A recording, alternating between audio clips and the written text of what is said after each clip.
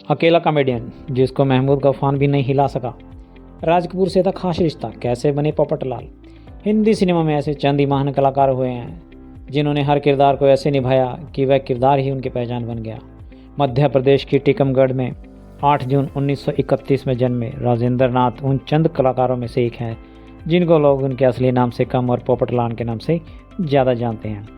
60 और 70 के दशक में कॉमेडियन महमूद पूरे हिंदी सिनेमा में छाए हुए थे। उनकी आंधी में जॉनी वॉकर जैसे महान कलाकार भी टिक नहीं पा रहे थे, लेकिन बॉलीवुड का एक अकेला कॉमेडियन जिसको महमूद का भी उफान हिला नहीं सका, वह थे राजेंद्र नाथ। उनका फिल्म में होना यानी हंसी का होना तय। वह किसी सीन में खामोश भी खड़े रहते तो भी उस दौर के दर्शकों की हंसी उनको देखकर ही छूट जाती थी। लेकिन क्या आप उनकी बर्बादी की कहानी जानते हैं? कैसे उनकी बदकिस्मती और एक गलत फैसला उन्हें ले डूबा, जिसके बाद वह पाई पाई के लिए मोहताज होते चले गए। राजेंद्र नाथ के पिता करतार नाथ मल्होत्रा अंग्रेजी के आईजी हुआ करते थे। वह अपने इस बेटे को डॉक्टर बनाना चाहते थे। रीवा में वह पोस्टेड थे, इसलिए उन्होंने अपनी बेटे की स्कूल भी एक बड़े स्कूल से कराई। लेकिन करतार नाथ को क्या पता था कि बेटा तो हिंदी सिनेमा को अपनी किस्मत में लिखवा कर लाया है। पापा बनाना चाहते थे डॉक्टर। पढ़ाई में कॉमेडियन राजेंद्र नाथ बिल्कुल अच्छे नहीं थे। पढ़ाई लिखाई में उनका मन भी नहीं लगता था, इसलिए उनके घर वाले इस बात को समझ गए थे कि डॉक्टर बनना उनके बस की बात नहीं है। उनसे जब पूछा गया कि तुम क्या करना चाहते हो, तो उन्होंने बिना हिचकिचाहट के बता दिया कि वो सिनेमा में एक्टिंग करना चाहते हैं। उनके बड़े भाई प्रेम नाथ भी एक्टर थे।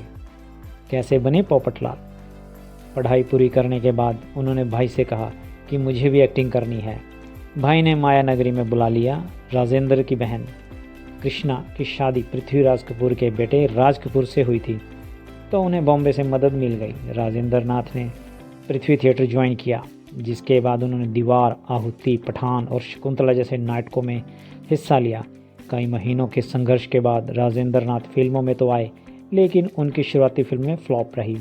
राजेंद्र नाथ ने साल 1961 में आई फिल्म जब जब फूल खिले में पोपटलाल का किरदार निभाया था। वह किरदार इतना हिट हुआ था कि लोग उन्हें राजेंद्र नाथ की जगह पोपटलाल के नाम से ही याद करने लगे थे। क्या थी सबसे बड़ी गलती? बस उस दिन के बाद वह रुके नहीं। 1998 तक राजेंद्र नाथ करीब 253 फिल्मों का हिस्सा रहे। कॉमेडी के अलावा उन्होंने फिल्म मेकिंग का हिस्सा किया, लेकिन ये एक बड़ा फैसला उनकी ज़िंदगी की सबसे बड़ी गलती साबित हुई। पहली ही फिल्म ने उन्हें बड़े कर्जे में डुबा दिया। वो फिल्म थी द ग्रेट क्रशर। फिल्म में नीतू सिंह और रणधीर कपूर लीड रोल में थे। सिकंदर खन्ना को बड़ी फीस देकर डायरेक्टर बनाया गया था। राजेंद्र को कॉमेडी में तो महारत हासिल थी, लेकिन फिल्म मेकिंग में उन्हें कोई अनुभव नहीं था। कास्ट, क्रू और डायरेक्टर को कितनी फीस देनी होती है, ये उन्हें पता ही नहीं था। जिसने जो फीस मांगी राजेंद्र ने हाथ हाथ दे दी। ओवर बजट होने से 10 दिनों में ही फिल्म की शूटिंग रुक गई। जब कॉमेडियन ने कहा डिस्ट्रीब्यूटर ने मुझे खून के आंसू रुलाया था। एक इंटरव्यू के दौरान उन्होंने बताया था कि कर्ज चुकाने के लिए यूपी और दिल्ली के डिस्ट्रीब्यूटरों ने मुझे खून के आंसू रुलाया। मेरी स्थिति पता होते हुए भी लोगों ने मुझसे ज़्यादा ब्याज लिया और एक एक पैसा निकलवाया। कर्जियों को चुकाने के लिए उन्होंने फिर से अभिनय किया और फिल्मों से जो पैसा मिलता था वह उससे ब्याज चुका पाते। पूरी तरह से बर्बाद हो चुके राजेंद्र नाथ अंदर से रोते, लेकिन अपने किरदार से लोगों को हंसा रहे थे। 20 सालों तक उन्होंने अपना कर्ज चुकाया। कर्ज से मुक्त हुए तो भाइयों की मौत ने तोड़ा।